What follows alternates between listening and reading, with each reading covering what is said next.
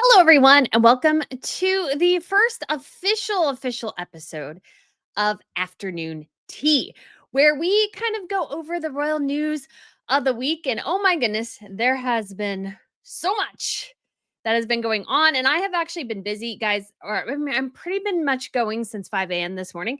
So you will have to excuse me if at some points I'm not coherent.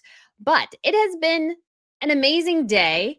And there's been a lot of, let's say, interesting reactions to Prince William's recent discussions with Eugene Levy for his show, The Reluctant Traveler. I have some thoughts about that. And they're both good and bad because I think there were some really promising things he said, but the monarchy changes, I'm not so sure about. And then we do also have, of course, Ascension Day there in Luxembourg. I actually did a whole tiara watch party. So if you guys are interested in the deep dive of sort of what everybody looked like in the fashion and everything, feel free to check that out. They did end up doing, if in case you guys missed it, we did end up seeing Guadalume's speech, or no, Guillaume's. Guillermo? I can never pronounce his name. It's technically like the French version of William.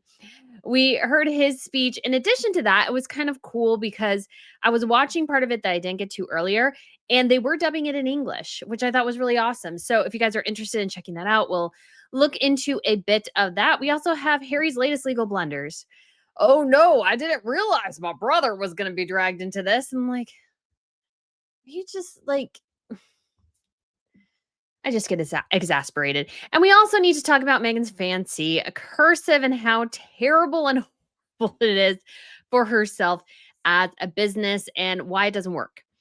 I've had an interesting thought about this as I was looking at it and how Megan just again completely and utterly misses the mark like every single time at what actually works and what doesn't when it comes to a business. And her fancy cursive is illegible sometimes. You cannot read it. So that's something interesting to discuss. And I'm sure there's other things as well, guys. You'll have to let me know in the comments. I'll be scrolling through and watching things as well. But it has been a long day. So I do want to preface that right now that the brain may not be braining as well today, but Luxembourg has been fun. And obviously, Prince William's interview with Eugene Levy, if you don't have Apple TV Plus, I mean, I would say check it out. And we do have Melanie Smith, who became a YouTube member.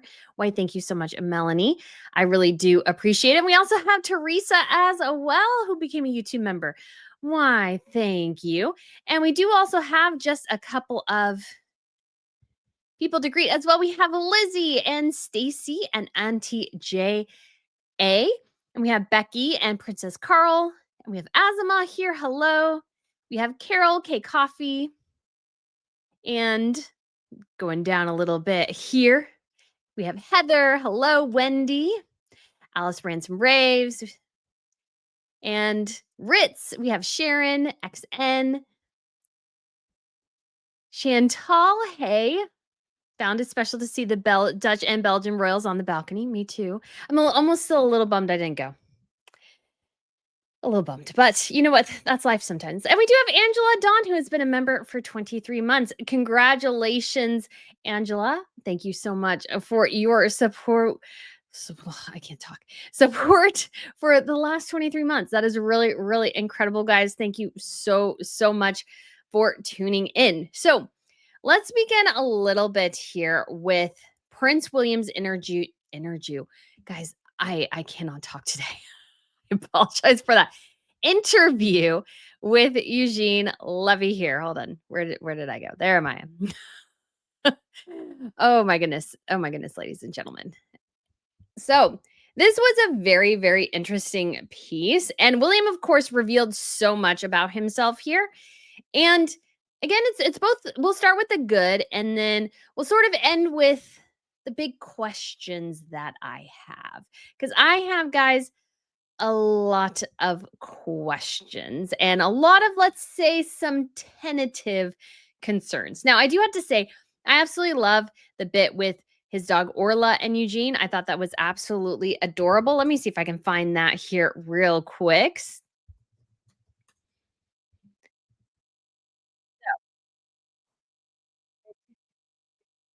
Here, go ahead. share this tab instead. Goodness, look Good at girl. you. So we see little Wow. Orla there hanging out So with sweet. William. Dan, good girl. Very, She very thought that was a sweet. walk-on, so she's now very, very excited about going on a Oh walk. my. Yeah, good Well, girl. look what I got. Some dog treats Oh, very nice. for little Orla.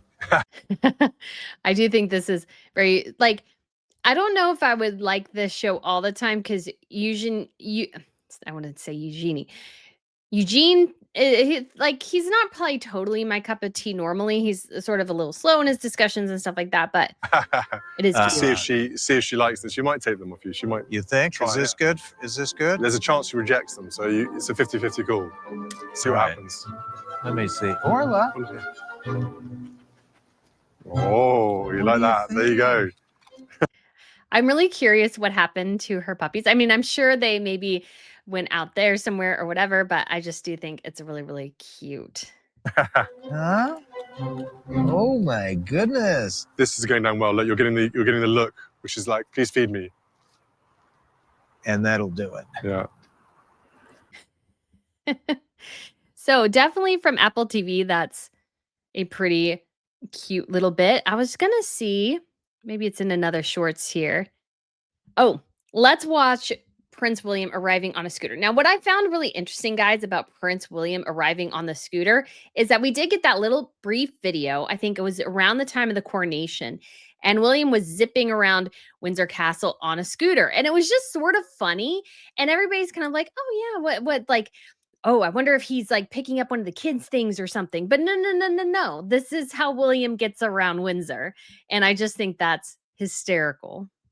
In fact, let's take a moment to appreciate how gorgeous we actually are. Okay. Okay, I pressed. In fact, let's take a moment to appreciate they're how not. gorgeous we I am breathing. In fact, let's take. Okay, there we go. I do know he's not prompt. I didn't don't think like I me won't be doing bringing that It's up. so weird. There he is. Oh, What I think is funny is all those people down there is like, do they know Prince William is up at Windsor Castle scooting around in a scooter? Do they know that? Like, I just want to know. Inquiring minds, guys, so want to know. Note to self, bucket lists are far from predictable.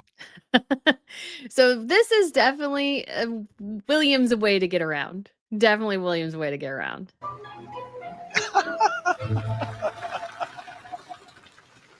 Eugene, good morning. Your Royal Highness. Nice to see you. This is not what I was expecting. It is funny, but I just like it must be easy to get around that way. So, yeah, I think it works. This is your mode of transportation. It is around here. On the grounds? Yeah. I have a very low threshold for adventure, so I've actually never been on one of these. It gets around quite nicely around here. It's quite fun. So I thought that was really cute. And I just love that we're kind of referencing something that we've seen before. And it's like, this is like normal for him. And it doesn't make sense. Like Alice says here, I think the scooter makes sense. The state is really big. And if you don't want to hop in a car all the time, 100% true. And it's not like something like a golf cart or whatever. It's not like something that attracts a ton of attention in a way. So I feel like it's a really smart little move there. And I really like it. So there was a lot of bits too about William talking about the emotions with his father and his wife. You do have to forgive me. I don't think I caught all of those.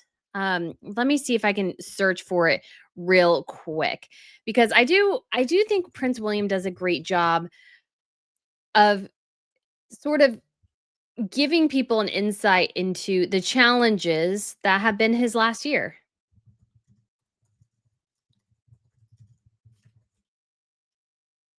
So we have some bits. Let's see. Okay, maybe this will give us a little bit of insight. Because I want to make sure that we can discuss a lot of these really kind of great things that William is giving us and also the members of the media. especially Chris Shipp apparently is a little bit like, oh my gosh, Eugene Levy got the best interview of Prince William ever. And I think the reason he did is that Eugene is not there really like, he's not for the gotcha stuff. He's not like trying to like pull and regurgitate the drama. He's just a person trying to have a conversation with another person. And I feel like William 2024 was appreciates that. the hardest year I've ever had. You know, life is sent to test us as well, and being able to overcome that is what makes us who we are.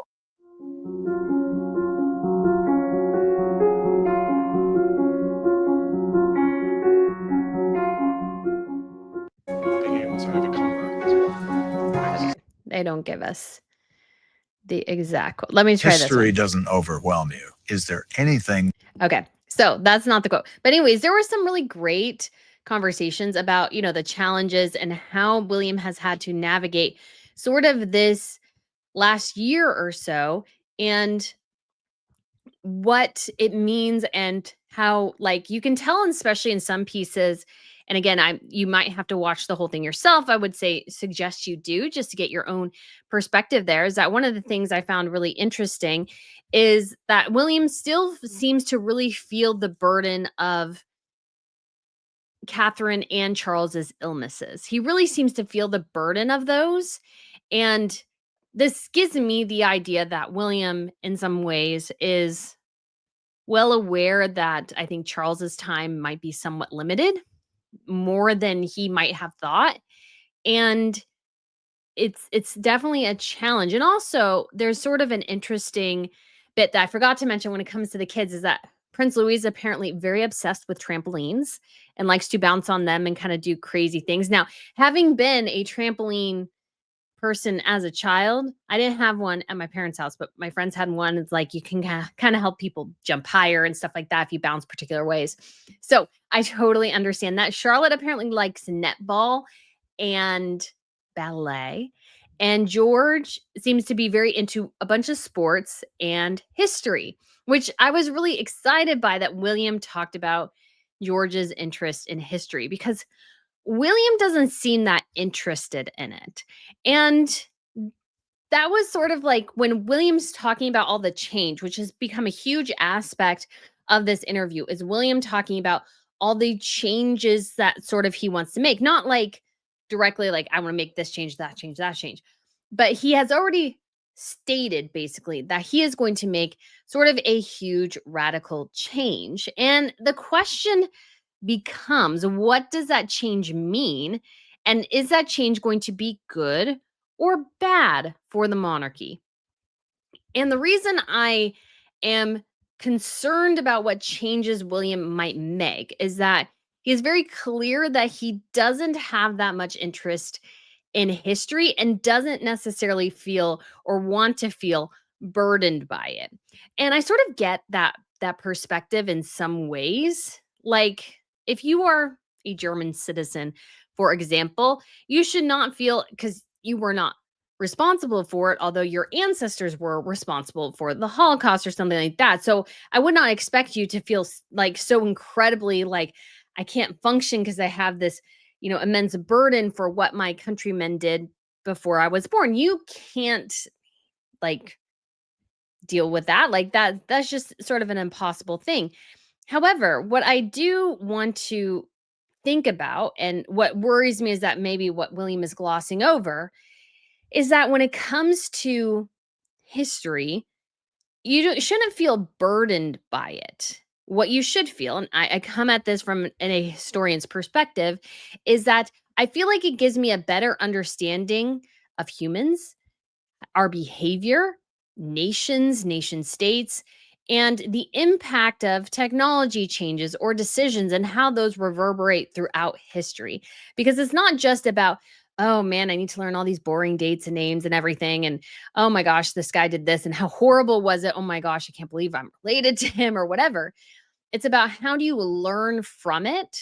And I think when it comes to changing things, if you don't have an appreciation for the history of how it got to that point, can you have an appreciation for what you need to change in the future because you didn't really consider the past in the first place? So an interesting example you could say is something like Cracker Barrel. So they hired a new CEO, and she came in and, with the help of a consulting company, basically wanted to destroy all the legacy of Cracker Barrel or its kind of aesthetic and introduce something new because they didn't like it. They didn't get it. And there was, of course, an immense backlash to that. And not saying that William is going to go down that route by any means, but at the same time, unless you have an appreciation for something in the first place, you can't lovingly change it, if that makes sense. You can't, if you don't understand something, it's like coming into a job and going, I'm going to change everything about this job right now. No, no, no. You need to work there for a couple months, maybe a year, and then you can start maybe introducing some of the changes that you want. You can't turn a ship on a dime. I think that you have to turn it slowly. So, it does change, of course. So Nika says here, the monarchy has always changed over time. I don't understand the fuss about this statement. So, of course, the monarchy changes over time. Nobody is doubting that by any stretch of the imagination. But it's about how things change. And are you getting away from what makes the monarchy the monarchy? Because I get the sense from William overall that he's not really interested in the pomp and ceremony of it all. He's not really all that interested in the accoutrements of royalty. I think he finds it a bit ridiculous and absurd. And the thing is, it is. Monarchies are ridiculous. They're absurd in many ways.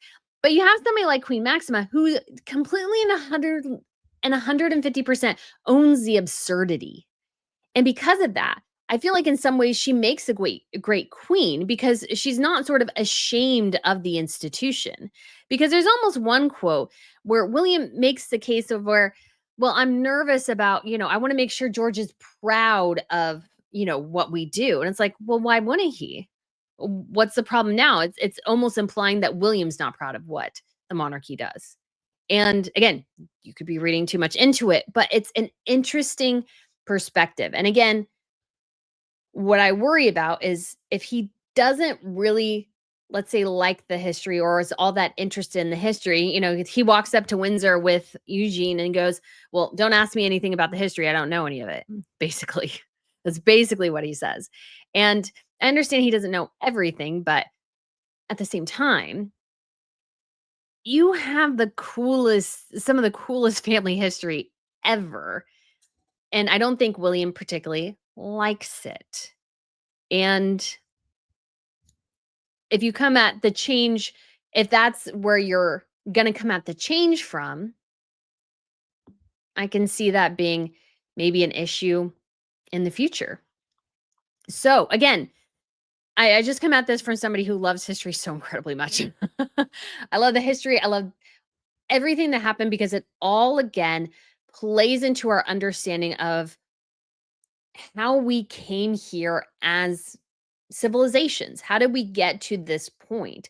It's about the people in the past who made varying decisions, some good and some bad. And you have to lump it all together because that is what makes us human. We make good and bad decisions.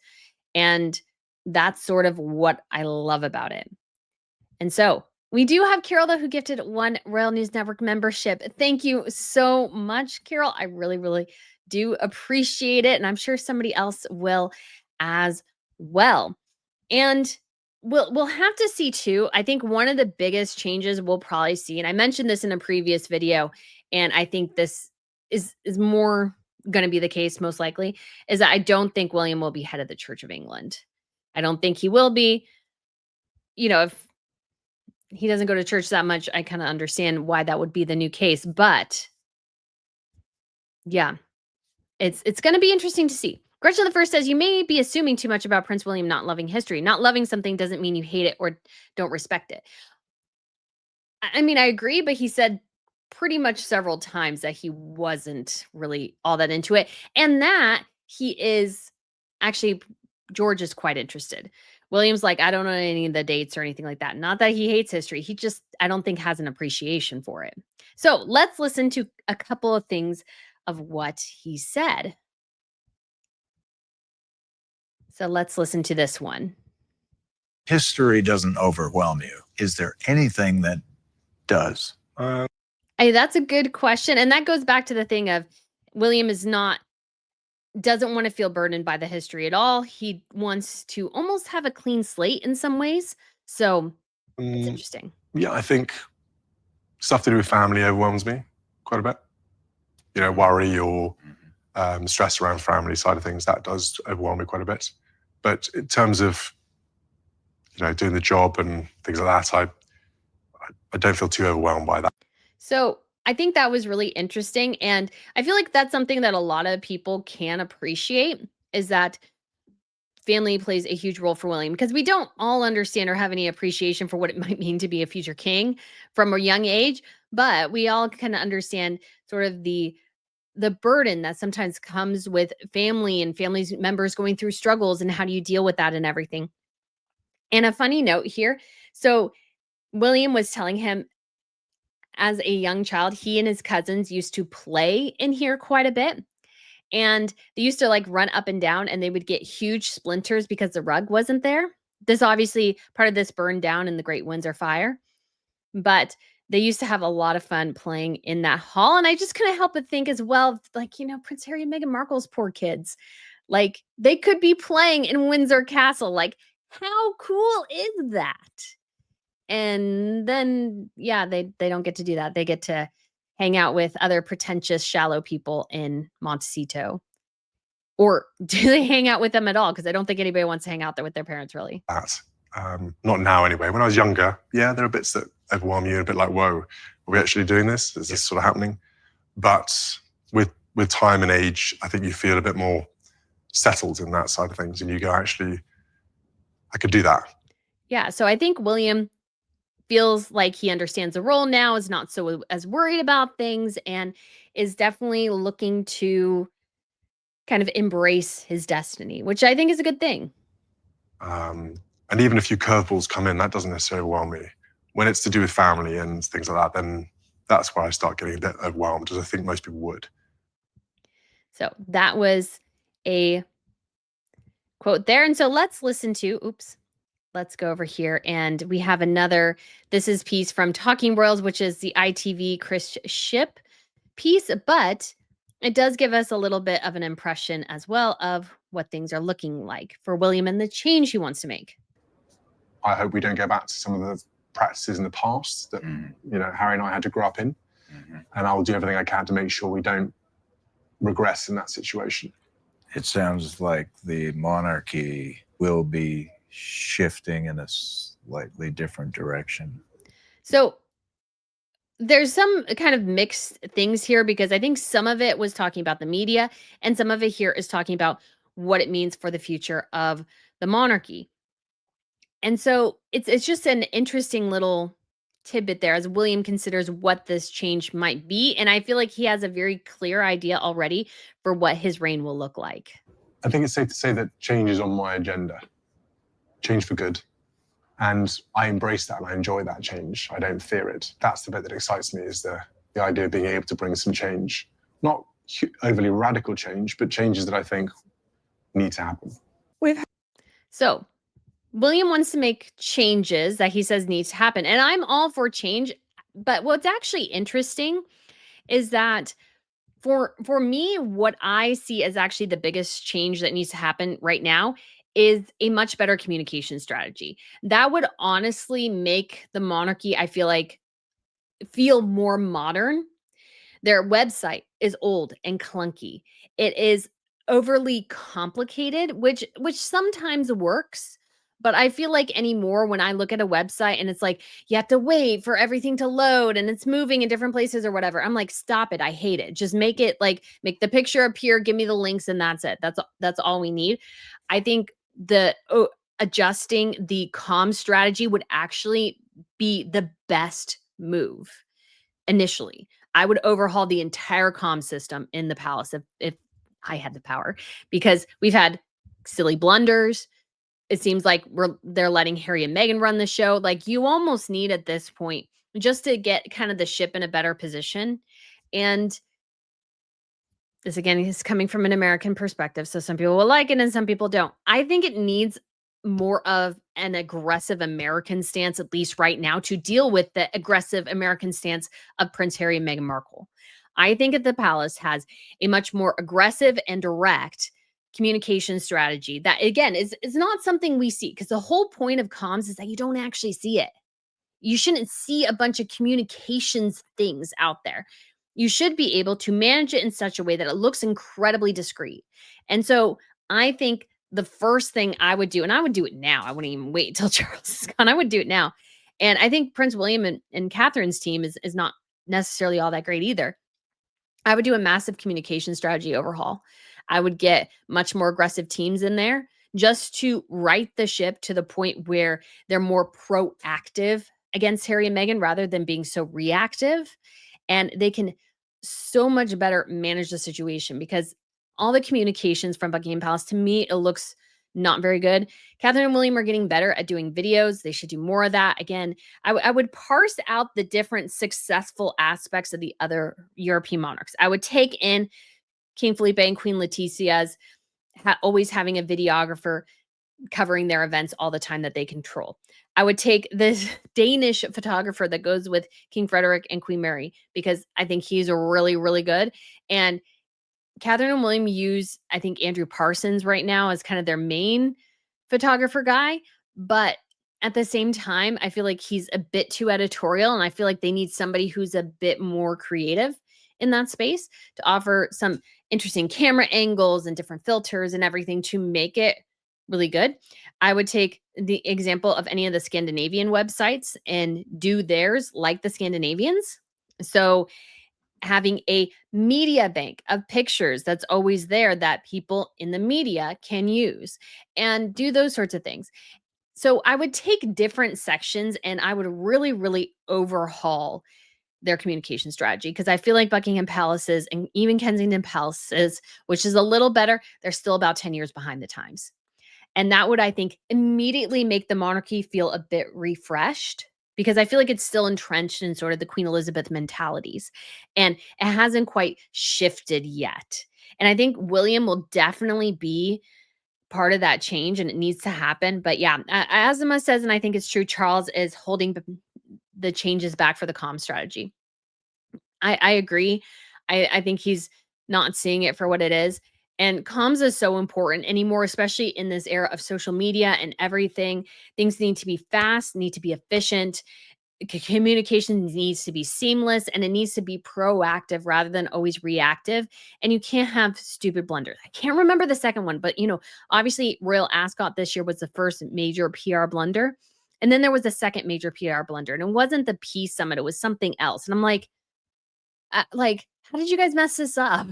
Like, you should have like 16 different redundancies so you don't make these sort of mistakes. And it makes them look a little bit, let's say, inept, and they shouldn't look that way. So I think there are some amazing things that can be done. So great question at Isa Men asks, what are comms? So communication. So this is PR, this is website, this is social media, this is video. All these things together make up what your communication strategy should be. So communications should basically be how you, as like, if you're a part of the comms team, your job is to represent your principal to the world and make sure their side or their narrative or their story gets out there. And if issues come up, you massage these issues and you figure out how to manage them and definitely navigate these sorts of things. And so when you are able to figure those things out, it really is very, very helpful. And what Harry and Meghan have right now is also sort of a blunderous PR strategy, but it's more on the fact that they're too aggressive.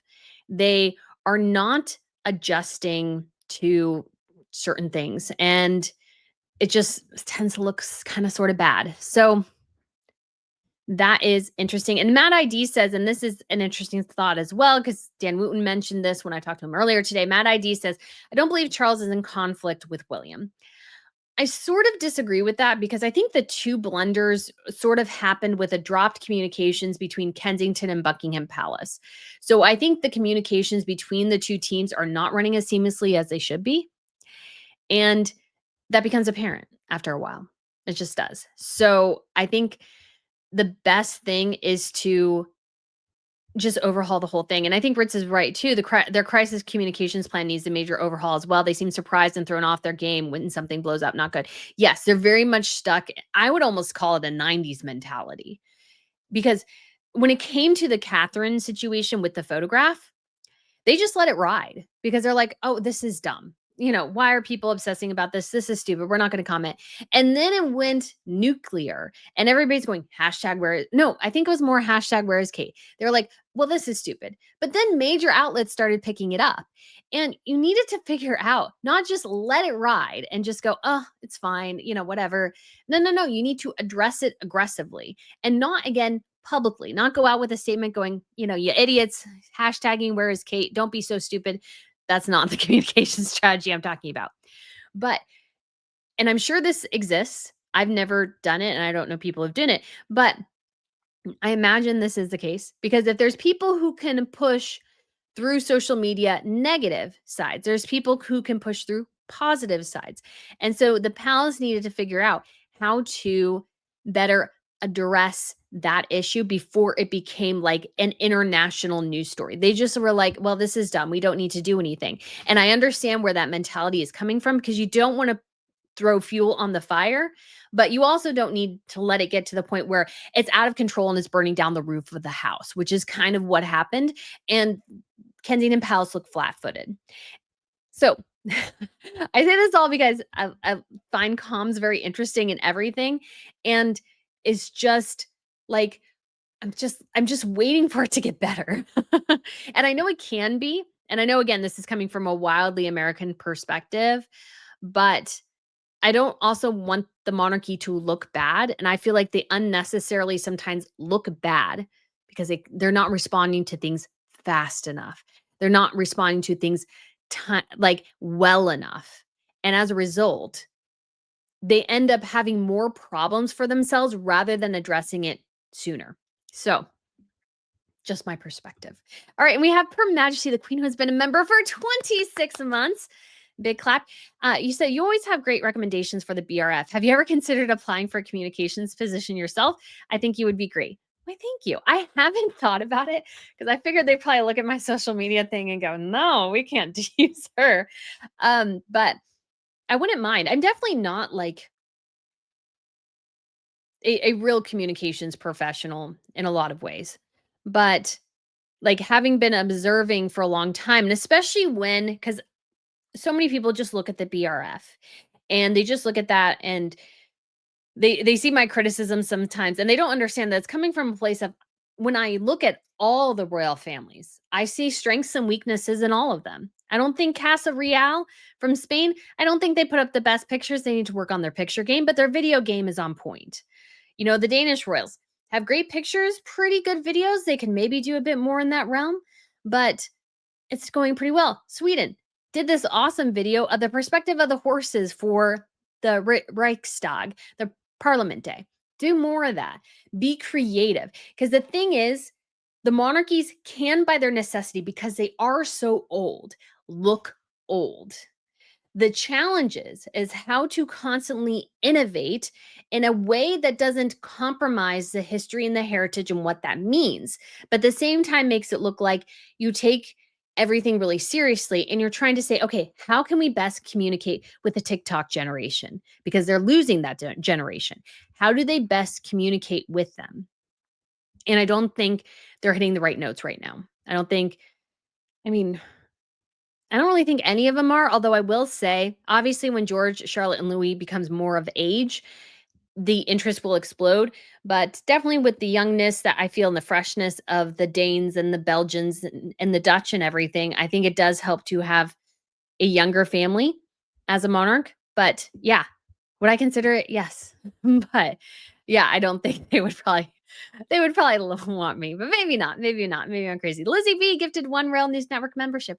Why, thank you so much, Lizzie B. You are so immensely, immensely kind. So let's go ahead as well. There's another little bit here, and I hope I got this right, because I think what I wanted to focus on is what William says about George, and I think that's in this clip. Create a world in which my son is proud of what we do in a world and a job that actually does impact people's life for the better. So I found that to be really an interesting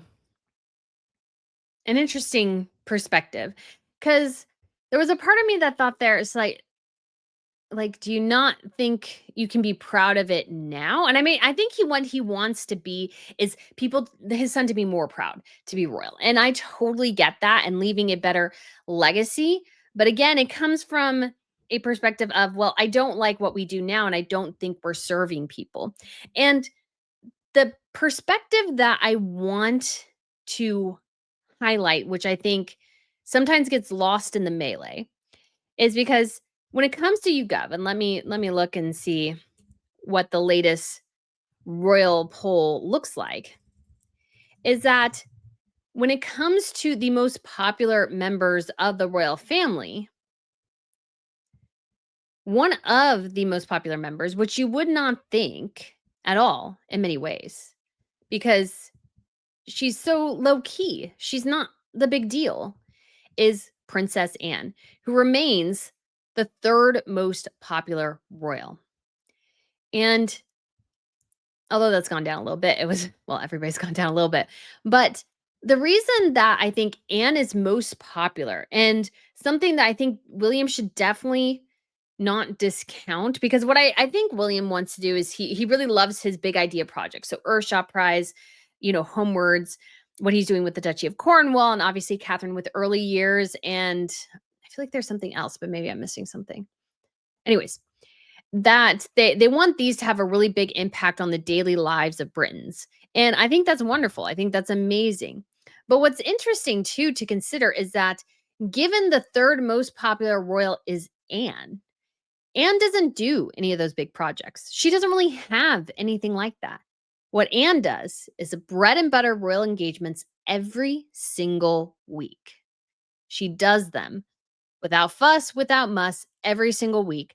She does the things that nobody else wants to do. And that is, I think, so much responsible for her great success within the royal sphere, especially right now. As time goes on and on and on, I think her reputation continues to grow in a really, really positive way, because people are seeing how, like, the handshake, a royal going to their local community, really has a fantastic impact. And these big projects maybe have a greater impact in some ways, but it's those little things that you can't discount. And I think Anne, and the growing respect that people have for Anne, it's a reflection of the realization of, I've met Princess Anne. She's great. She came to my little town and community and hung out in our crochet group.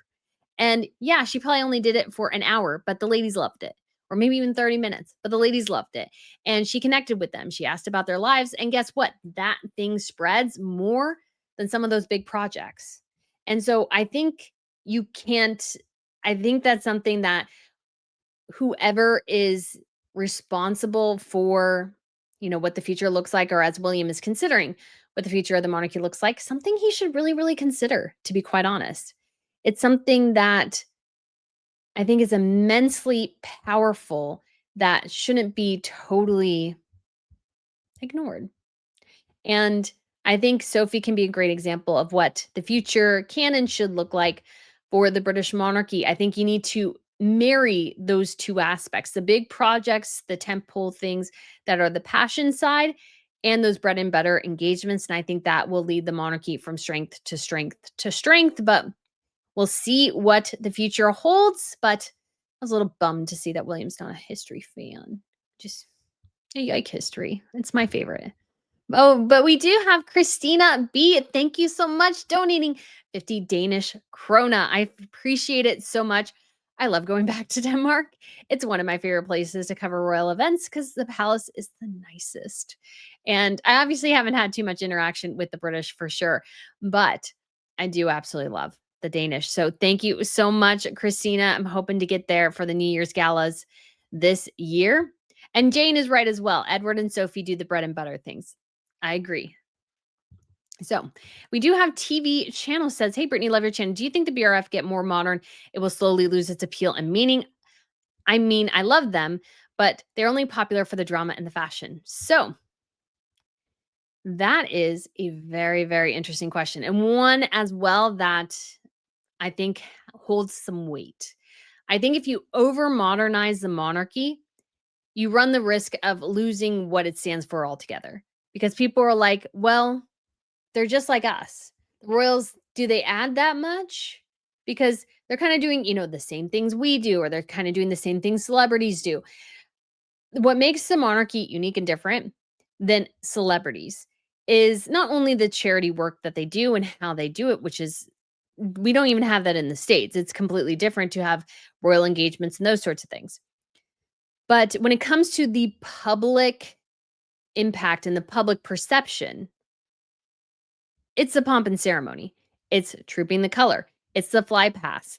It's all these, state visits with the tiaras and everything. That is what people gravitate to the monarchy for. It was actually kind of interesting when you read or you would listen to the Eugene Levy episode. One of the things he said was, well, kind of the attraction to London is the monarchy, is the British royals. It's looking at the palaces.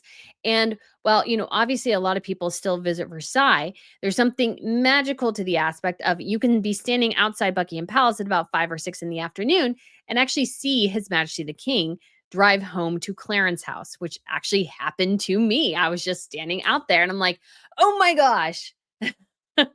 There is King Charles. And my mom got to see King Charles because she happened to be with me. It was before our very first Trova trip. And yeah, so people love it. And when it comes to state visits and diplomatic relations and those sorts of things, the royals are great at greasing the wheels because politicians, if they have different ideologies, they'll clash. However, if a royal is in the picture, hey, the royal can just be like, I'm not here for your political position. I'm not here to fight you politically. I'm just here to be a host for you. And, the politician's like, you know what? That ain't so bad. I kind of sort of like that. And I think there is a great thing to that. So I do worry that sometimes things will go too far. Again, we'll have to see what this means. But what I see with William is somebody who sort of wants to overcorrect for things, not only in his childhood, but in the monarchy as well. And there's some things that definitely need to be changed. Again, the comm strategy for the palace is terrible. It needs to be adjusted like ASAP. But beyond that, things need to be addressed slowly and steadily. And I think we'll get there, but it's just, again, always a question and interesting thought. And I did see somebody who asked about my sweater blouse thing. I got this at Mage in Aix-en-Provence. So I got the pink version too, which I shouldn't have gotten. But I really like the blue one. I thought it really matched with, we have obviously the great change of power, you could say, in Luxembourg. Sorry, I'm like trying to think. This was so fun to watch in so many ways, guys. We have some amazing tiara appearances.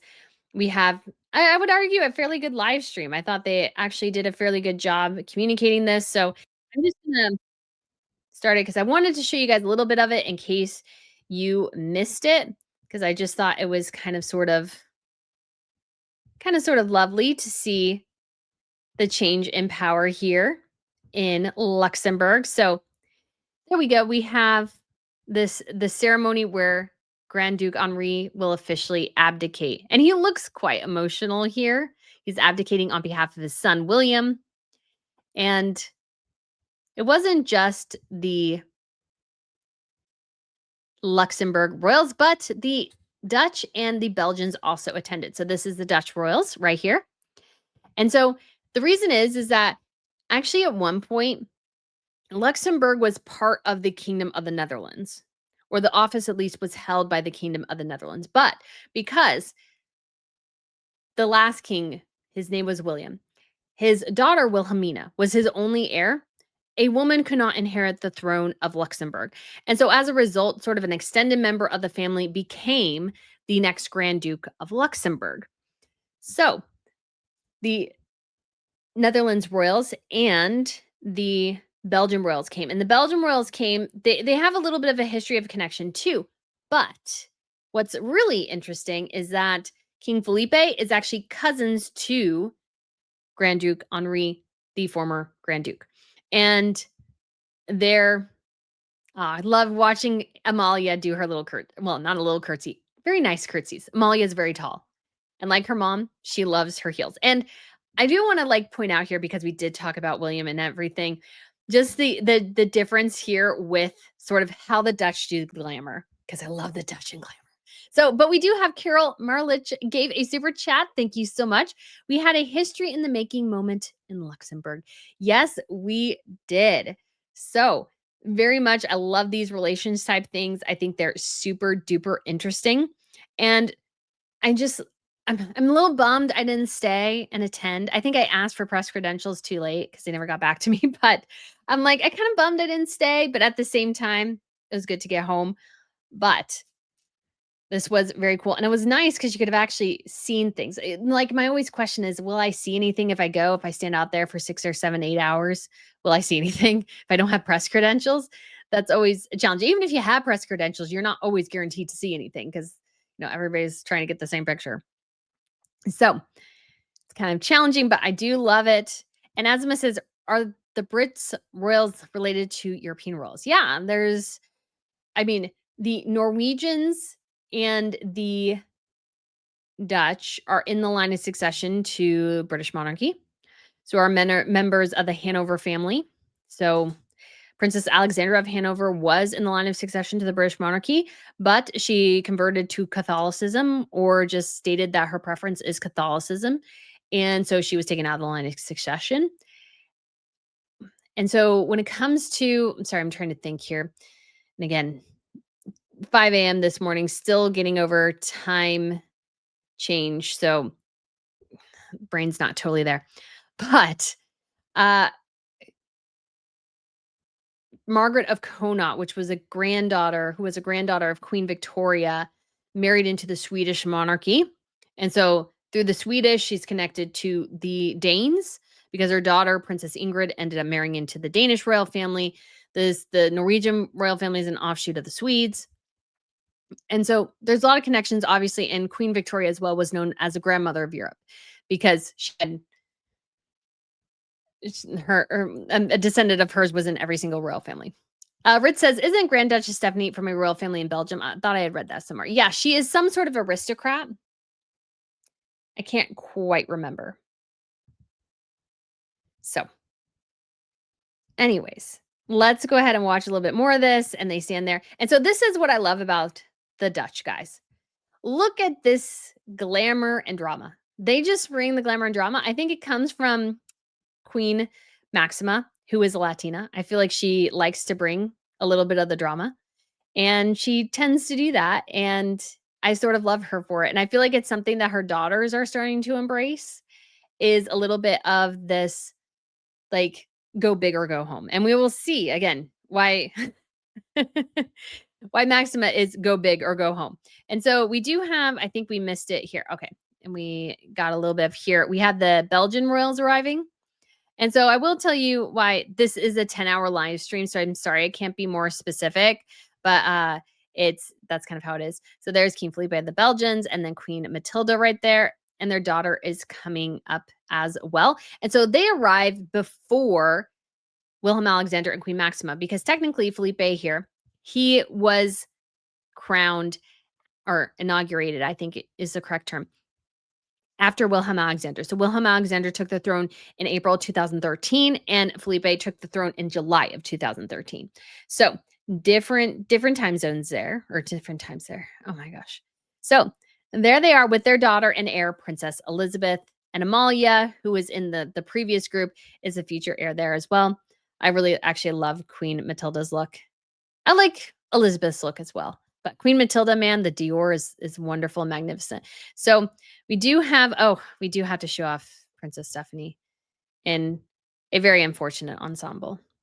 So Princess Stephanie's dress was not the best, very sadly. It wasn't that good. It was Ellie Saw, but looked like a mix of Mother of the Bride and Xena Warrior Princess. Michelle said, I'm Latina. We adore drama. Yes, I feel like Maxima encompasses that so much, and it's why I love her, is she loves the absurdity of royalty and she loves the drama. She so loves the drama, and I love her for it. It's awesome. So, oh yeah, and we do have Emerita Grand Duchess Maria Theresa was born in Cuba. Yes, although she brings a different type of drama because she sort of is the Meghan Markle of Luxembourg, and sort of the always thought has been for a long time. In case you guys are not aware of the tea in Luxembourg, is that Grand Duchess Stephanie was given a lot of Maria Theresa's old dresses to wear. And like Maria Theresa is just one of those very, very overbearing mother-in-laws. So I don't like those Stephanie's look at all. I think it's got a drop waist. It looks terrible. It makes her look huge and matronly. Believe it or not, guys, she is only 41 years old. And she does not like the dress, again, makes her look 1 to 2 decades older than she is. The color is lovely, absolutely lovely, but oh, sadly, very sadly, dress is not my favorite at all. And so somebody did ask on our Tiara Watch Party live stream, did Grand Duchess Stephanie cut her hair? And as it turns out, she did not, because it's obviously back in her bun there. So let's go back though later in the afternoon. So this is sort of this is why we watch, man. This is why we watch. Oh, and we do have Brigitte Macron and Emmanuel Macron. I do have to say, guys, I really like Brigitte's dress. Not gonna lie, I like it. I think it looks quite good. Obviously, Belgium is a French-speaking nation, so that sort of makes sense that they're there, or at least part of their languages is French. And that little bugaboo right there, I think is Chris Jackson. Although seeing it from this angle, I'm not quite so sure, but I think that's Chris Jackson. I could be wrong. I was trying to see if I recognize other photographers because this one guy I've worked with before, he was there. Oh, that's Rick Evers. He has a YouTube channel and stuff. So he's there. So yeah. But I really like Brigitte's look. Not gonna lie, it was one of my favorites. Not super exciting, but at the same time, not bad. Okay. But we gotta I moved too fast. It's so hard when the live streams are this long because it's hard to kind of get exact timing. So, oh, whoops. I keep letting it run and I should run. Oh. So the question is, does Maria Theresa have to curtsy to Stephanie now? She does not, because Maria Theresa technically still has her title, so she wouldn't curtsy. Although Stephanie wouldn't technically need to curtsy to her, but she may do it out of deference or something. But here we can also see Stephanie in the same dress. She had actually changed into a white dress and then changed back into this one and was wearing the Belgian scroll tiara.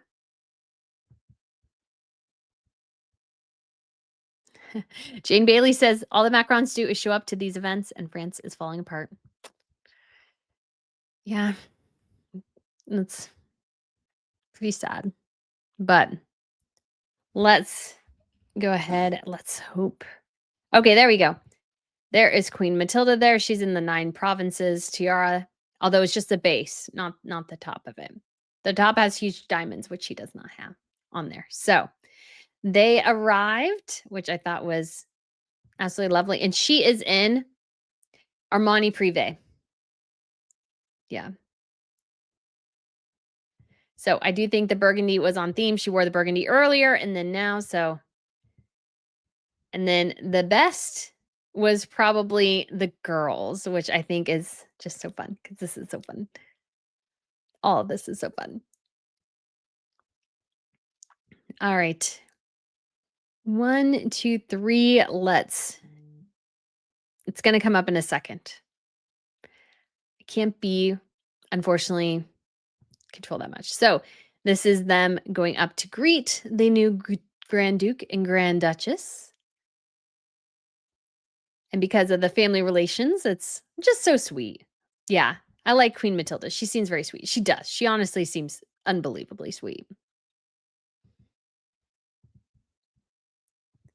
And so there's their greeting, and obviously now the new Grand Duke and Grand Duchess do not need to curtsy to these more senior royals.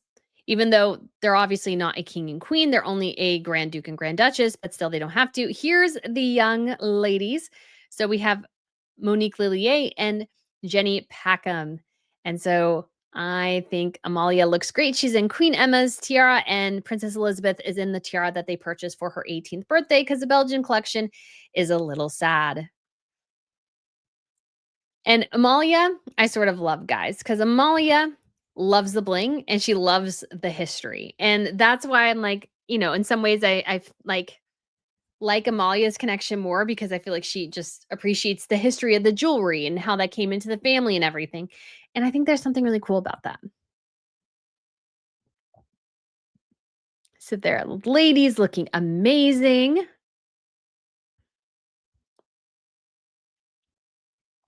So this dress is actually kind of cool because it was actually in white gold, yellow gold, and rose gold. Only the yellow gold is left, though, from Jenny Packham. And the green dress is Monique Lillier, and I think Amalia looks great. She rocks the jewelry really, really well. They're still getting used to it, which I think is super cute. But they look adorable. They've accompanied each other to events quite a few times. So obviously they both speak Dutch, and so I imagine that's the language they speak to each other. Amalia also knows English and Spanish. Elizabeth here would know French and English as well, and maybe some more languages between them. I'd be curious if Amalia knows French. And this is why we love Maxima, guys. Maxima is go big or go home. Every single time she is go big or go home. It's amazing. So I absolutely love this. This is just so fun. She wears the big Dutch sapphire tiara and this ridiculous brooch. Look at that thing. It's so ridiculous. And she just wears it as if nothing's wrong. This is why I love Maxima. She embraces the absurdity of royalty in such a lovely way. It's absurd. Like that whole look is absurd. She's wearing this huge sapphire tiara with these massive, massive diamonds, a huge sapphires here, huge sapphire and diamond brooch here. And she just wears it as if this is like what she does when she's going out to dinner on a Friday night. Yeah. And this is why I love Maxima, because she fully embraces. Now, they have had problems in the Netherlands. They get quite a lot of criticism for going on too many vacations, stuff like that. And I imagine some of that's quite true. There's aspects of how Willem Alexander and Maxima operate that people in the Netherlands don't like. I totally get that. But at the same time, she feels like a queen because she embraces being queen. And there's a part of me that like she'll pull out pretty substantial jewels for just going to like a day event. And that is why I love her. It may be a little shallow, but can't deny it. I'm not sure who designed her gown yet. I'm going to guess it's one of her favorite designers, Jan. Oh, she looks amazing. I really wish I would have gone and seen her in person. Ah. But guys, King Carl Gustaf's 80th birthday is later in 2026. And yeah. Alice says, if you had a huge tiara collection, why wouldn't you wear them? Why not? Exactly. Wear them all. Kirsten says, Max is the best. Love her over the top style. Yeah, it works. It works. It really does. And I just love how the tiara glitters. It's so amazing. Oh, whoops. Sorry. I wanted to get. So what we want to get here is the girls arrive to greet the new Grand Duke, and they do a lovely curtsy to him. And so I'm hoping we maybe see that, but we'll have to see. Here we go. So this is the greeting, and Amalia does the curtsy. So they do the quick greeting there, and then they do the curtsy. So we only saw it really briefly, and then they take a picture, and then they're realizing they're a bit off center, so they move. I sort of love that. I sort of love that they're like, okay, we gotta move. We gotta move. Yeah. Gretchen the First says Maxima looks like she knows she's in a show. She also seems to know the star power is about being queen and not simply about her. Yes, I would agree with that. I would agree with that. Maxima really does get it in a crazy way. She really does. And so, yeah, she's awesome. And then we have Maxima and Wilma Alexander arriving, and they are in their orders, Luxembourg orders. So the question is Amalia that tall or is she in her shoes? So she is, I would say, probably fairly tall. A lot of Dutch are tall. Like if you've ever been to the Netherlands, quite a few of them are quite tall. But she does also wear the heels, and so does her mom. So her dad, I think, I want to say he's 6'2", 6'3". And so, and obviously with the tiara, Maxima looks probably even taller. But yeah, I think we'll get a better pause there. I think Maxima is quite tall here. And I would guess she's, 5'9", 5'10" would be my guess, to be quite honest. And he's quite tall. And Stephanie is obviously a little bit shorter. And you guys can see, I feel like this is a weird mix of Warrior Princess and Mother and the Bride. And it's just unfortunate. Maxima looks awesome though. Love it. Love it so much. So yeah, they're quite tall. So yeah, Lizzie B says Catherine Amalia is 5'9". I would get it. And Carol says Maxima is no shrieking violet either. She is not. Although I had three. Yeah, she's not a shy person at all. Like Maxima, if I was gonna have a royal party and invite royals to it, if I could, I would invite Maxima. I think she'd be like, she'd have a great time. Yeah. St. Elmo's Fire says she's tall and that helps her wear the bigger. Yes. So this is 100% the case. And I actually talk about this quite a lot sometimes in my fashion videos when it comes to Meghan, is that she wears some things and she's just simply not tall enough to pull them off. There's sometimes things where the height is critical. Now, obviously there's other things I would change, but honestly, if I had like one wish and could change one thing about my body, maybe I would ask to be taller. Which sounds really weird, but it lengthens you out. It kind of gives you a bit of a stature, a bit more of a presence. And yeah, so that's kind of funny. And so I think Maxima here, because she is tall, because Amalia is tall, they can pull things off. And so can Catherine. You just have the height to do it and not be so overwhelmed by aspects of your fabric. And I think that goes real well. So let's see. Now let's move on to something else, because obviously, although talking about this current event was absolutely lovely, we do also have to talk about something which I've been like sort of thinking about recently. And it's partly because I did actual calligraphy, not fancy cursive, when I was in elementary school.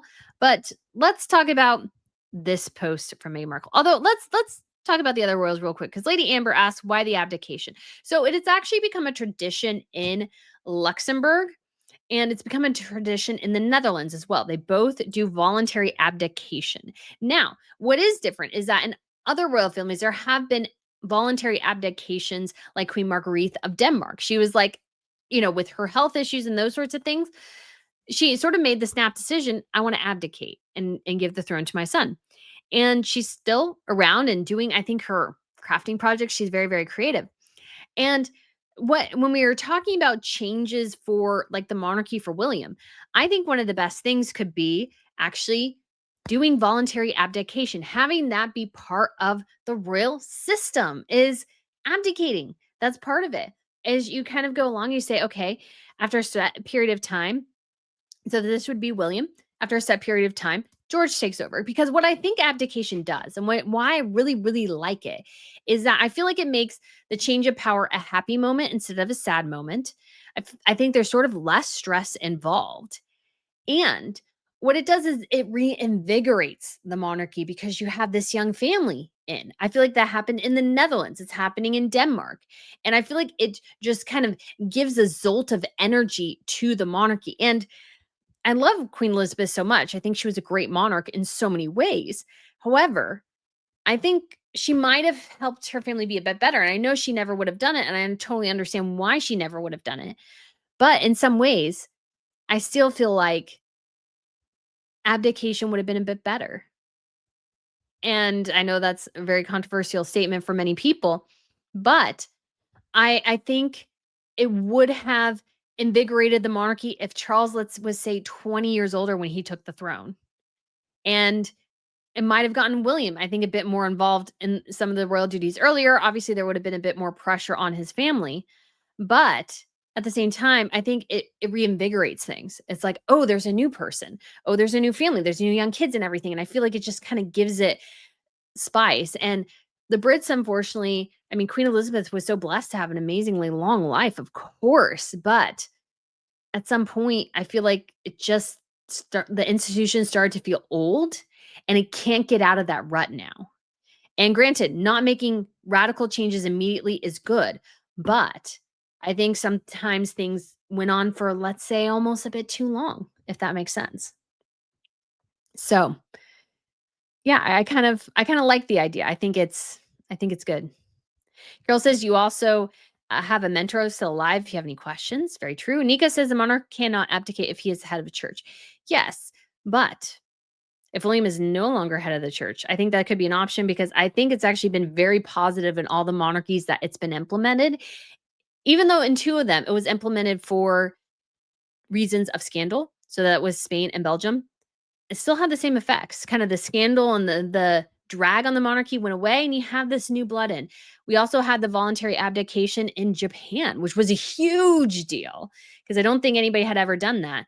And again, it allows the former emperor, Naruhito is the current emperor. Hirohito is the former emperor. Is that the one that was emperor when Japan surrendered? I can't remember. Anyways, because their names are sort of similar. So when he abdicated, it was a big deal because nobody had done that in the history of the Japanese monarchy, if I remember correctly.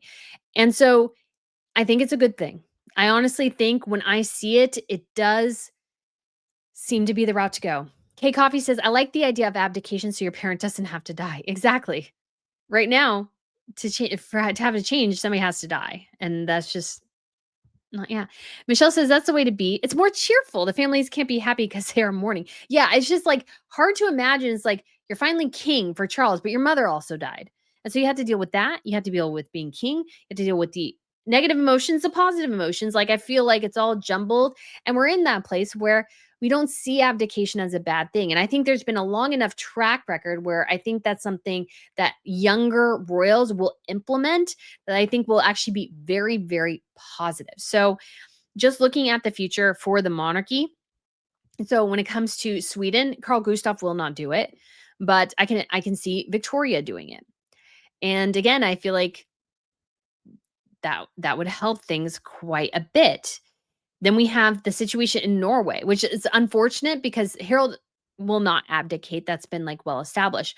But the Norwegian problem is that his kids are the issue. His kids are the scandal. So even if he abdicates right now, there's a lot going on in Norway, and I want to do, hopefully maybe next year, do a deep dive series on it. But the Norwegian scandals will not go away if the current king abdicates. So he almost has to stay on longer, even though he won't abdicate. But he has to stay on to avoid sort of the collapse of the monarchy, basically. And so, yeah, we have all these disparate aspects. But I think Felipe may abdicate. I think Willem Alexander, of course, will abdicate. He'll be the first man in the family to do so because this started with the women, not the men. And I feel like for women, it's maybe a little bit easier to let the power go, maybe a little bit harder for the guys. So it'll be interesting to see. Lynn says, Brittany, you need to do a realm day and have everyone create a look, including jewelry and a tiara and castle and place residence and what charity they would support. Just a fun game. Oh, that would be fun. That would be fun. Yeah, Mad ID. Absolutely. The British monarchy really need to modernize their way, though still keep that pompous tradition that we love. Yeah, they need to figure out a way to do it. It'll be interesting. So Heather says, I'm not a fan of abdication. Don't hate me. I don't. I just think it's really, really interesting to see the comparisons. Lizzie B says, if Queen Elizabeth would have abdicated, she would still kept her title of queen, or would she have lost it like Queen Beatrix, now princess? I don't understand why. So it depends on how they set it up. Queen Marguerite did not relinquish her title. And neither did Juan Carlos of of Spain. So I think though too, it depends on the dynamics of the family because you might still have an overbearing mother or father-in-law who is a former king or queen. It's kind of breathing down your neck. So there's kind of risks there too. But yeah, Polish and Needle says, despite what's going on in Norway, Hakan is ready to take over, as is Victoria in Sweden. Yes, I agree. Elizabeth says, yes, Hirohito. I'm glad. I couldn't remember. Again, guys, it's been a week.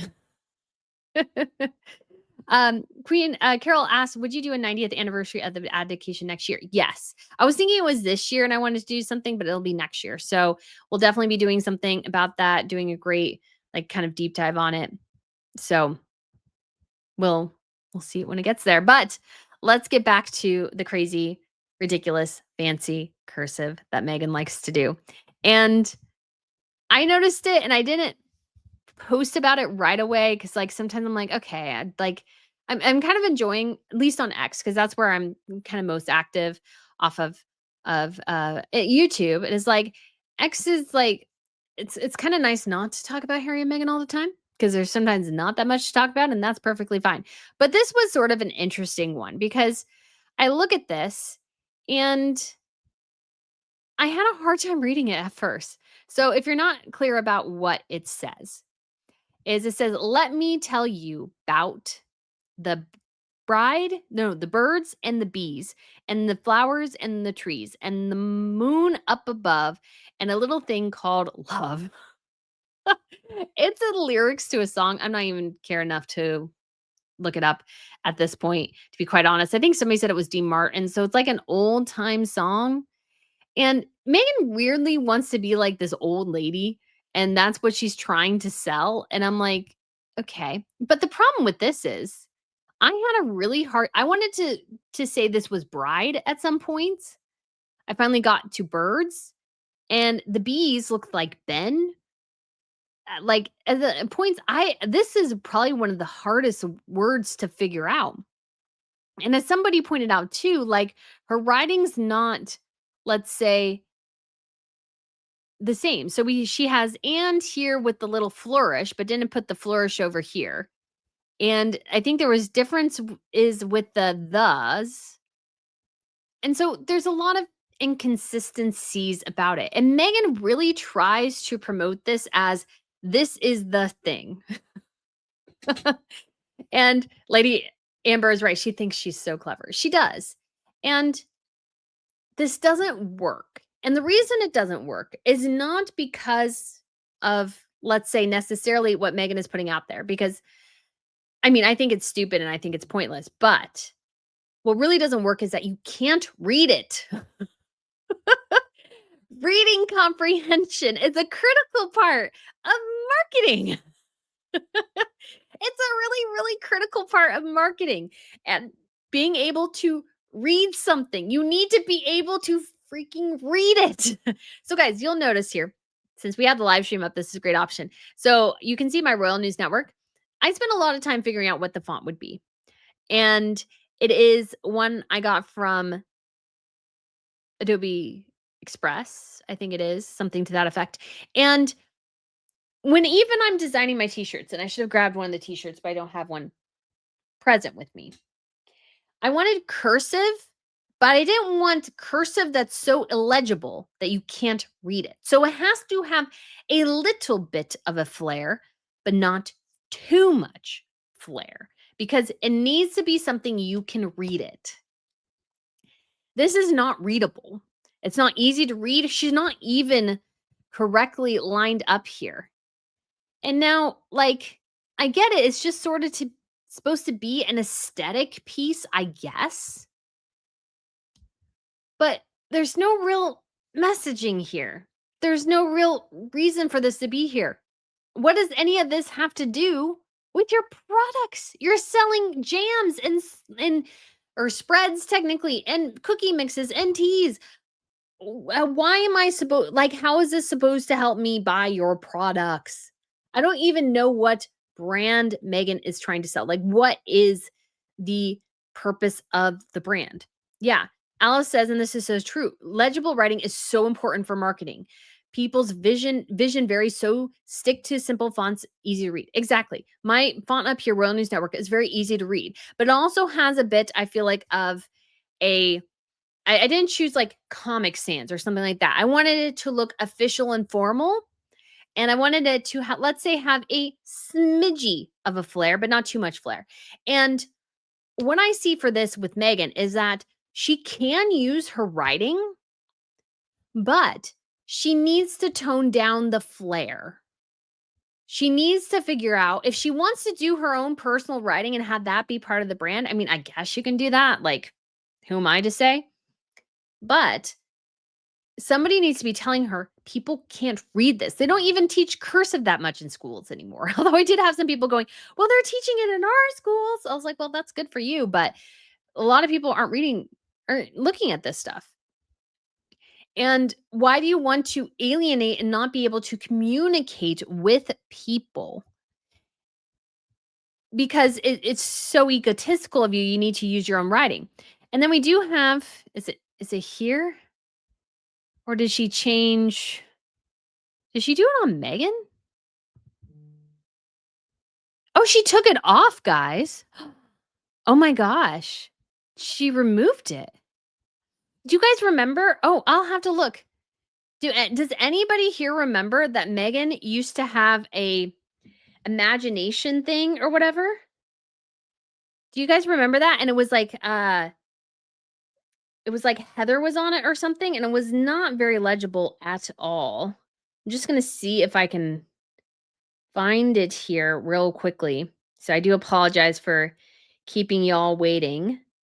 But I'm like, this is like the first time I've noticed that she's really deleted something. Okay.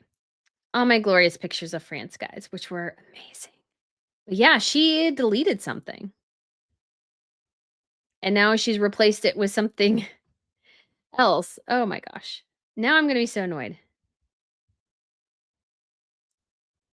And I'm not coming up with it. So you guys will have to, let's see. Okay, sorry. I'm going to try this. I'm going to try lavender.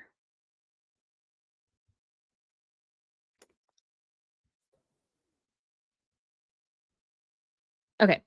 I think it was creative or something. So hopefully you guys, yeah, Think Beautiful post. Think Beautiful knows she deleted that post. Yeah, she deleted it. And it wasn't very legible, to be quite honest. And this one is not really better. And I think for the future of the brand, she needs to stop doing this. She needs to leave it for like her signature. So here's my As Ever card that I like to throw places. Then they go shoo. Like this is okay. This is okay. This I don't think is the font here is great. Like maybe the A, but everything else should be toned down a little bit because people can't read it. They can't read it. And it's just such a simple marketing thing, but I think it's just another example of how Megan is totally running this show. There's no other place you can get it to other than Megan's running this show, and that's why it looks so bad. Because again, if Megan would let the professionals take over, I think she'd be so much better off than trying to do it all herself, and I think failing in the process. Because all this stuff I don't think is putting her best foot forward. But what's also interesting here, and I noticed this in a story, and I doubt it's still there, so I won't be able to really reference it. Oh, Megan put it's October 3rd in her stories, so maybe she's coming out with something new again. I don't know. But anyways. Oh gosh, guys, we have a new, I haven't even been looking at As Ever today because my brain was totally on Luxembourg, but we have new pictures here of lavender. Oh my gosh. Oh, the Sauvignon Blanc launched today. Who gives a crap? Absolutely nobody. Oh, so we have done now something more official. We've restocked the orange marmalade and the apricot spread. Okie dokie. And the Sauvignon Blanc.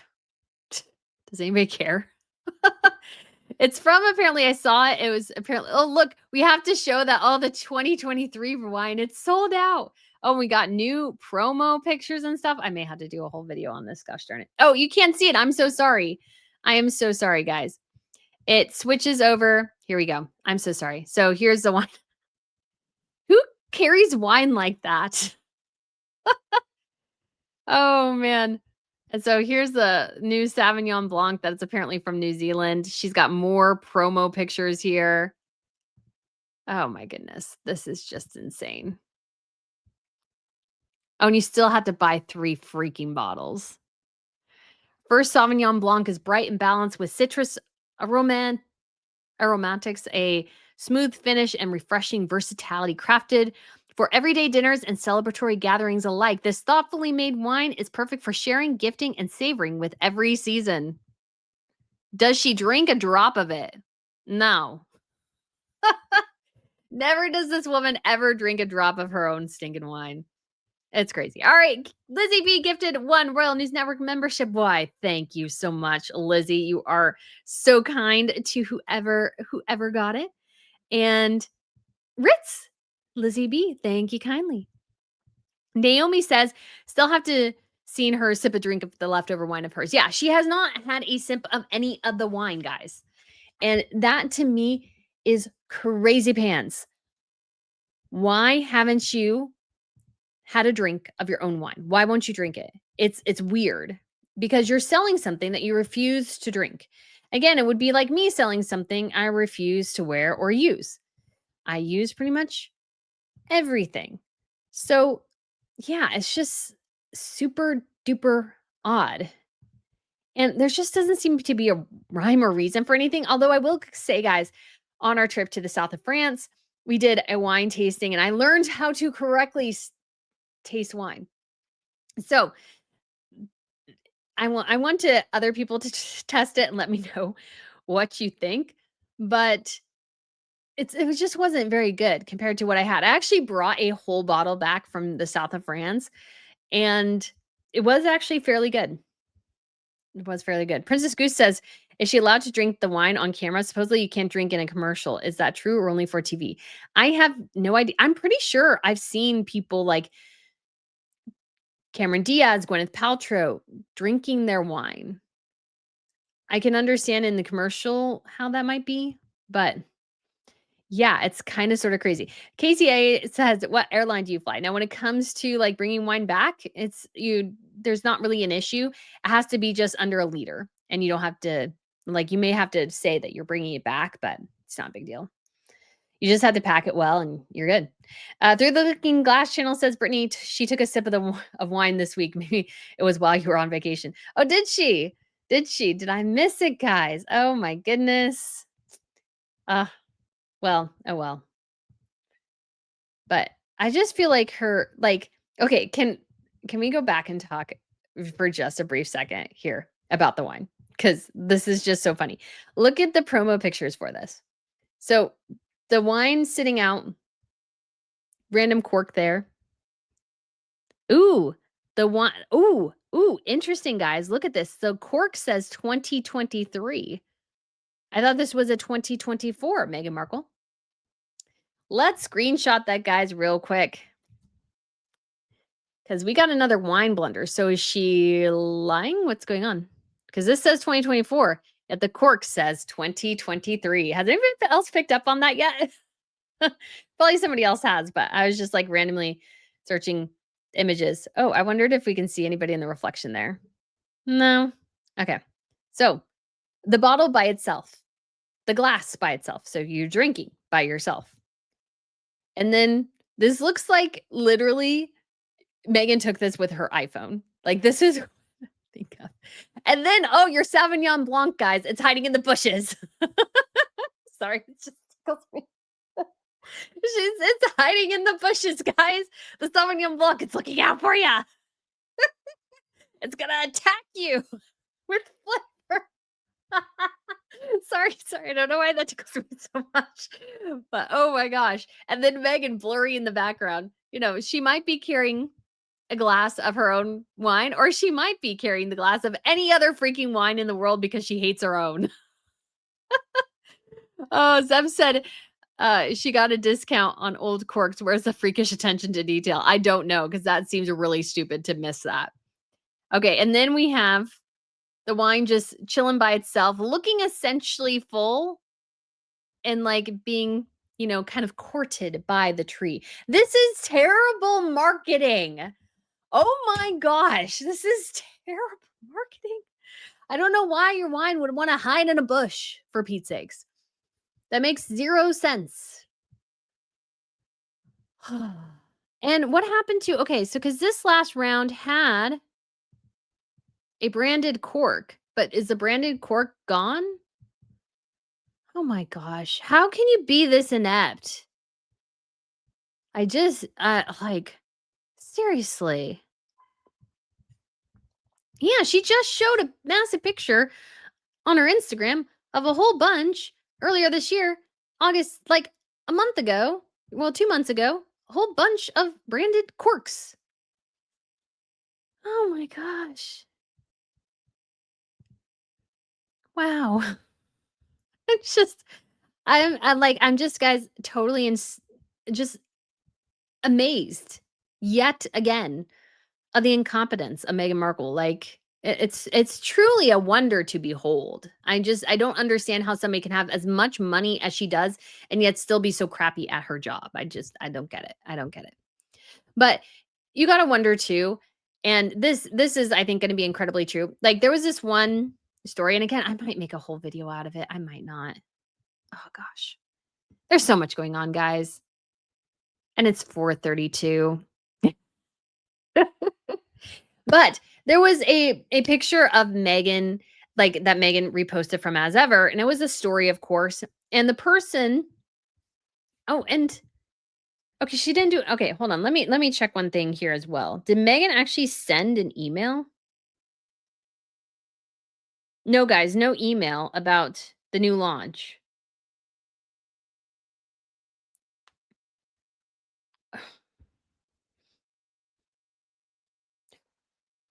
I don't understand. I don't get it. I don't get it. But anyways, what I was going to say, guys, is that when it comes to Meghan reposting this story, like, the person had a little, like, tea cup holder or something that had Harry and Meghan's face on it from their wedding, I'm sure, in the lead up to their wedding. And it's like, the only people buying her crap are fans. I don't think she's converted any of the general populace yet. And yes, her fans may keep her, keep her company, limping along for a while, but it's not forever. And her brand makes no sense. What I thought was really interesting, and I took a screenshot of this, and I don't know if I can find it, but what I thought was really interesting, and I may show you guys, is that, if I can find it, is that somebody posted like a really actually good idea. Of course, one Meghan totally missed, which is that when it comes to, oh, here it is. So I actually took the screenshot while I was in the car because I didn't want to forget it.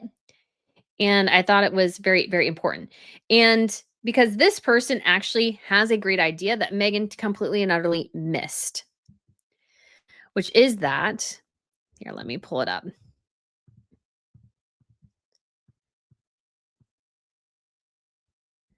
It says all the encouragement to launch a stationery collection is right there.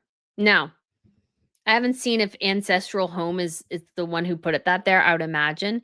But why didn't Meghan come up with a stationery set? That would have made so much more sense with her fancy cursive obsession instead of whatever the heck she's doing right now, which I still don't get.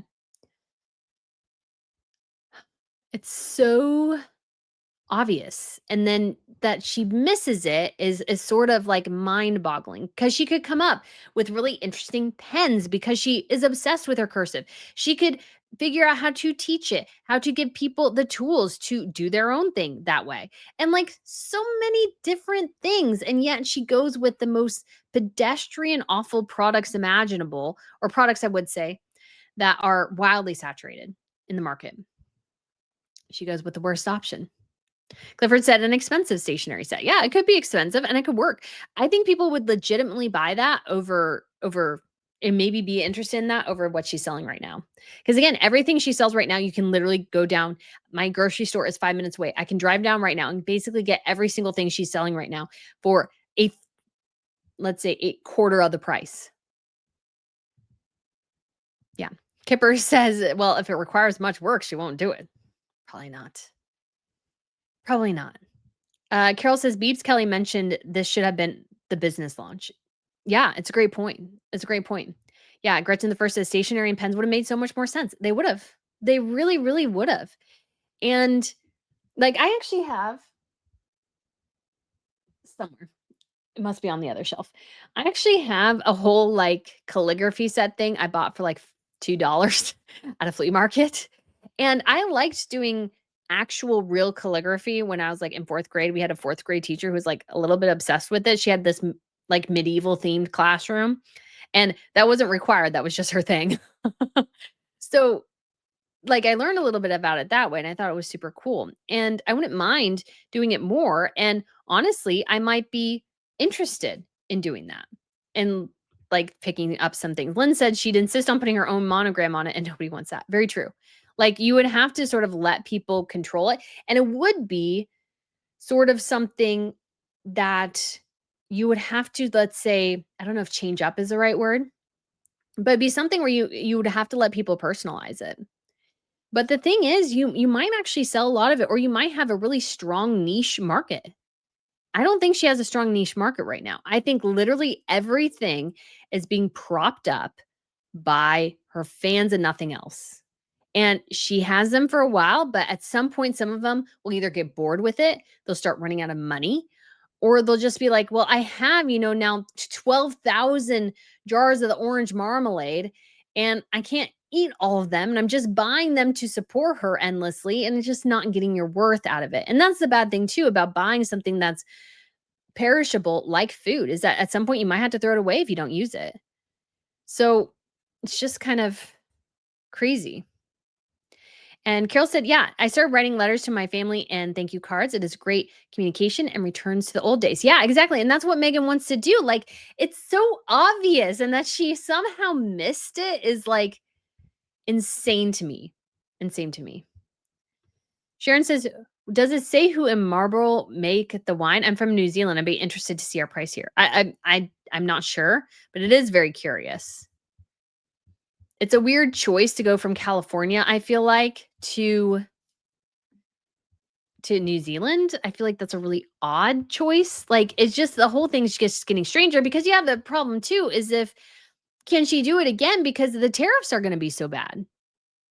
So, because like that's one of the things with shipping wine to the States right now from like France and stuff is that the tariffs are bad. Gosh. Alice says, stationery is so versatile these days. You can do the holiday themed things. You can do back school things, kids things, so many options. I'd buy. Yeah, honestly, I think that's a winning business strategy. Because Smythson does fairly well, though they did have to close a new store or two. And I really like their stuff. I actually ordered one of their notebooks again. And I really like ordering notebooks. Like I have, well, let me see. Although I don't use these as much as I should. So, I have this from like Smythson. So it's like, we'll show you this, but there's a lot of little things that you can keep it. This is like great if you're going to work. Like I need to actually like bring these on trips or something, or going to work or meeting with people, because you can put things in it. Catherine and William use similar things. They have a crown monogram on theirs, and I don't know how to get Smythson to also give me a crown monogram, because I feel like I deserve one. So anyways, but yeah, Kepper says beautiful stationery. Yeah, I'd buy it. I'd buy it. So KCA says, Brittany, will you do a new video on the as ever situation? I probably will. In addition to trying to do the Luxembourg thing. Add more. So we may just like kind of try to get through a whole bunch of content tonight so I can have most of the weekend to just catch up on sleep and do other things and stuff like that. So yeah. Alice Ransom Ray says, Brittany, do RNN stationary. Like, if I could figure out, now, technically, guys, so if you are not aware, I do have merchandise. And one of the things I do have, because I do like having notebooks, is I do have a Recollections May Vary notebook, which I feel like is almost more on point than just about like anything else, is the notebook. Let's see if we can, oh, no, that's not it. Products. Although I actually did a fail in marketing. I'm just looking at this now, guys. This is my fail in marketing, is that I shared a picture. I did the pictures myself, so you'll have to excuse me, but I actually did a marketing fail here, whereas you can't really see my product too well, and that's a Brittany problem. That's a Brittany mistake. But so sorry, I'm going to try to show off in case you missed it. Okay. There we go. So, guys, I do have a Recollections May Vary notebook. So I do have my own little notebook. And you guys will notice as well, I chose the font for this. And you'll notice that it's cursive, but it's legible. And this comes too from having like a font do it. So instead of Megan writing it herself, she needs to put her letters how she likes to do them into a system and have it auto populate quotes for her. That's what she should do, because this is very legible, whereas Megan's stuff is not. Like, you maybe struggle a little bit, but you know what it is. But anyways, there's me. I took a picture of in front of it. That was not a good idea. So that's a fail on my part. I need to redo that. Lena says, I'm a big stationery fan. The websites that's my go-to is Jet Pens. They have a huge collection of fountain pens, inks, and paper, and also a variety of office supplies. So Jet Pens, I would be interested in that. Honestly, guys, like, one of the things I want to buy at some point is honestly I want to buy a Mont Blanc pen, not like one of the super duper expensive ones, because that's a little ridiculous. But like, I want to buy one of the Mont Blanc pens because I write and I like feel like it would just be so cool to have a Mont Blanc pen, because they're just kind of famous and stuff. But yeah, Gretchen the First says Megan could get a custom font made of her handwriting. It isn't expensive, exactly, and then she could have it and they could adjust it so it's just easier to manage. KCA says, you're better at business than Megan. Why, thank you. I do appreciate that. Alexa Pulitzer has a really cute stationery with some whimsical crowned animals as part of their line. Oh, that's fun. Yeah, pens, stationery, cards, and leather goods. Yeah, I mean, and Alice says, I love stationery too. My guilty pleasure is Paper Chase. They have amazing paper and notebooks. I love it. Yeah. And so I think there could be definitely a market there. Like, granted, she does have competitors, but competitors for like nice stationery is something you have to buy online, and you have to be sort of selective in what you purchase. Again, Megan's competitors are a fourth of the price in the supermarket. Like, that's a terrible idea. So except for the stupid wine is always so stinking expensive. But now I'm curious, because we have branded corks in one, 2023 in the other, and now we have pictures of 2023 there too. Now I'm really curious. Michelle says that she's in love with her faux calligraphy. She thinks the world needs to have her stupid handwriting. Yeah. She wants to really like impress it on us. Lynn says, I just know if I had a Mont Blanc pen, I'd write the most brilliant things. I know, right? It's like, it's just silly. It's kind of like me. I really wanted for a long time a typewriter, and I did get one, and I love it because it is like, for the writer side of me, I just really excited. I think it's an Underwood typewriter. It needs to be fixed. It doesn't technically work right now, but I will find hopefully somebody one day who can fix it for me so I can actually type on my typewriter. So anyways, that was not what I was expecting for today. And I still don't think I've had any emails from As Ever. How are people supposed to know you launched something if you don't send an email about it?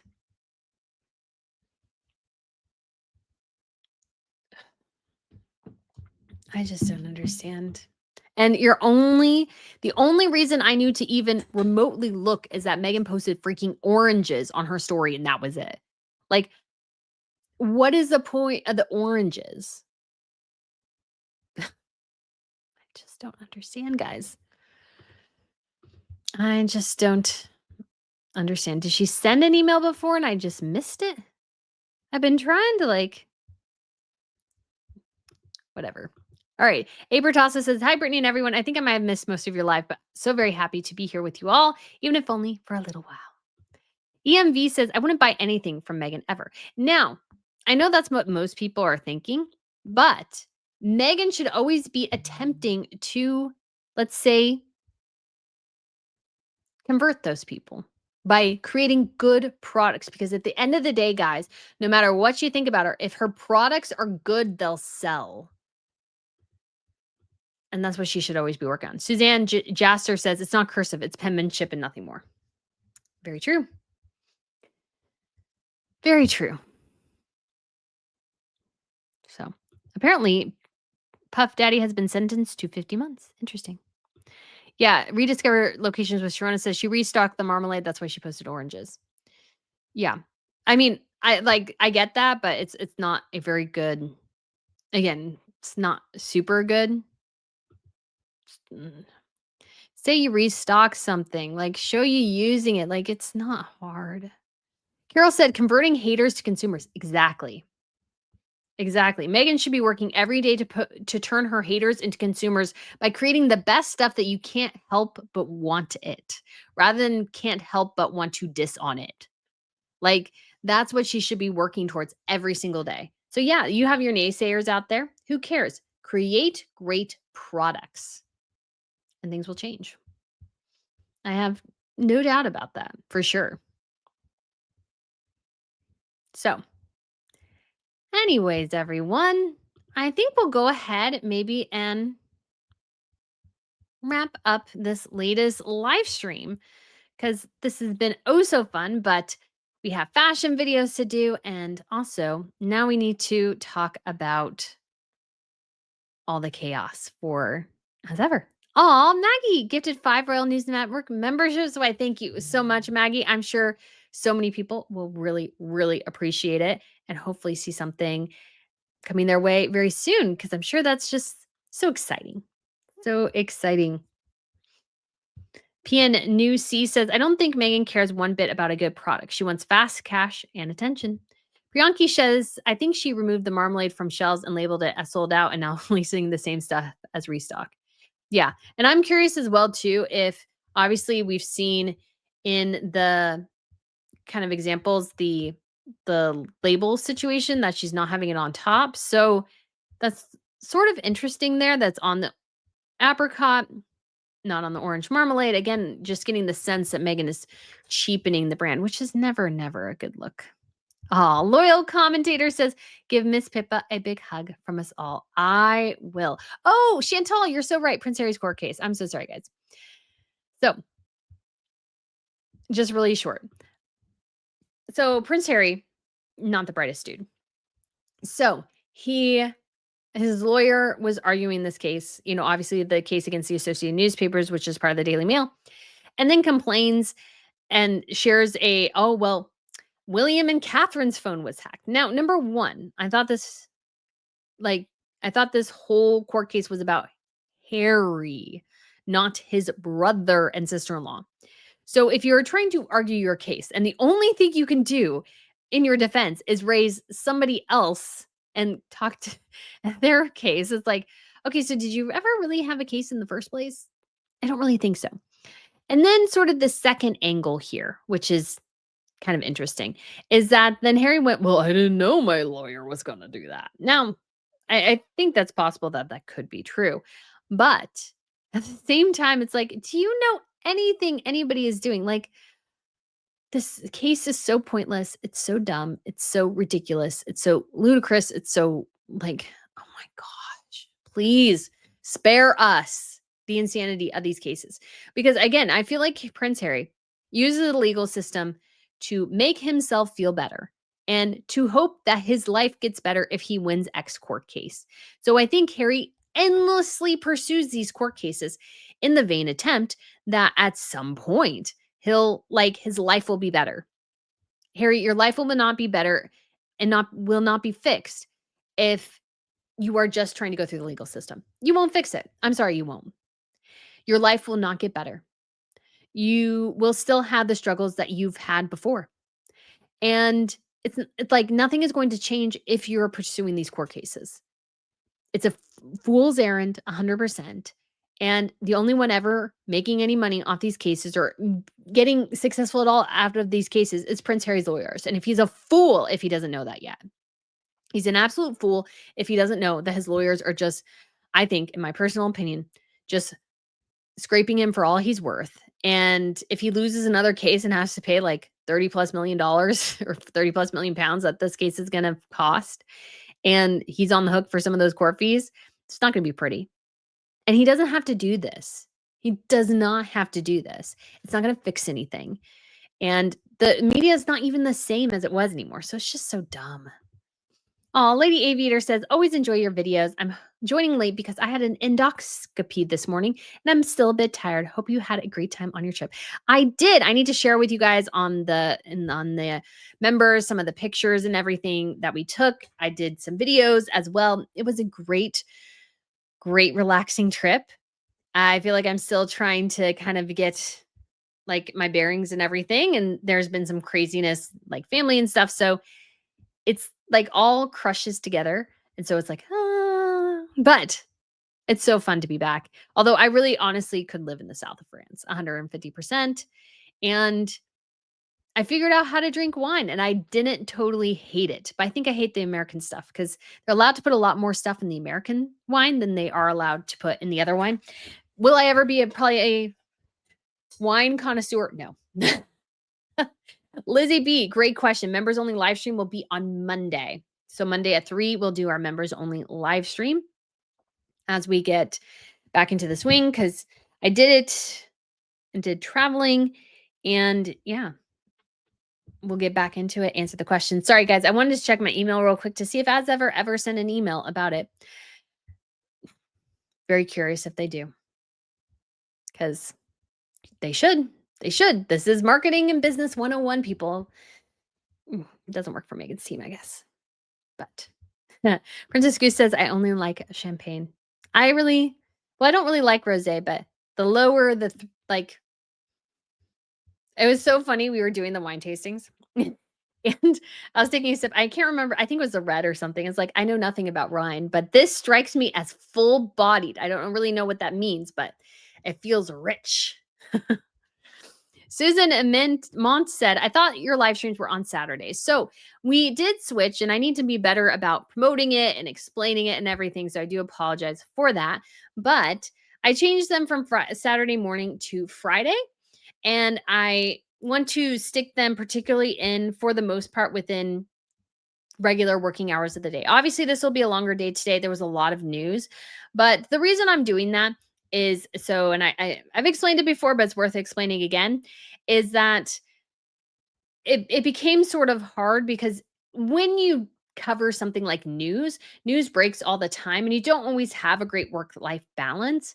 And for me, Saturday mornings meant sometimes, because most other people are off on Saturday mornings, that I had to decline invitations to things. And for I think future success of the channel, although, this live stream's still barely off the ground and barely growing, hopefully we'll be able to introduce new and more interesting things. But for the future of the channel and for the live streams, like I sometimes came to not like my Saturday morning live streams quite as much as I wanted to. And I'm like, oh no, I got to get up at 10. And it might seem weird, but I kind of want a Saturday to be a Saturday because I go to church on Sunday. And it's just one of those things where I just thought for the future, I did want to change it to Fridays. We still may tinker with the time, but we may just say that's it. What I might do as well, guys, and I don't know if we'll try it today, but we might. What I will do perhaps is at some point actually once the live stream is done, maybe let it run for a while, take it off, and then re-upload it at 10 a.m. on Saturday so people can have the live stream experience they used to have on Saturday, but just in a different way. And I know not everybody's going to be a fan, and we'll think through different things how to do that. But and I hate to say it's for my mental health because that always seems like a cop out, but to avoid burnout, that's kind of where I want to go. And if I end it on Friday at 5, and let's say there's nothing else or something like that, then I can go and do things with friends and go and do things with family. So I can try to keep as much as possible most of my work within the regular 9 to 5 hour. And I'm not always great at that today because news broke at the lateness of the day and everything. We had a lot going on with Luxembourg and trying to hit the news cycle and stuff. It'll probably be a long night tonight, but that's not going to be usual. That's going to be something that changes, and it'll be good. Yeah, Sharon is so right. Your audience needs to find you again. Exactly. And I haven't been good at communicating with the travel and everything. It just hasn't been great. So we'll try to get on a new consistent schedule next week.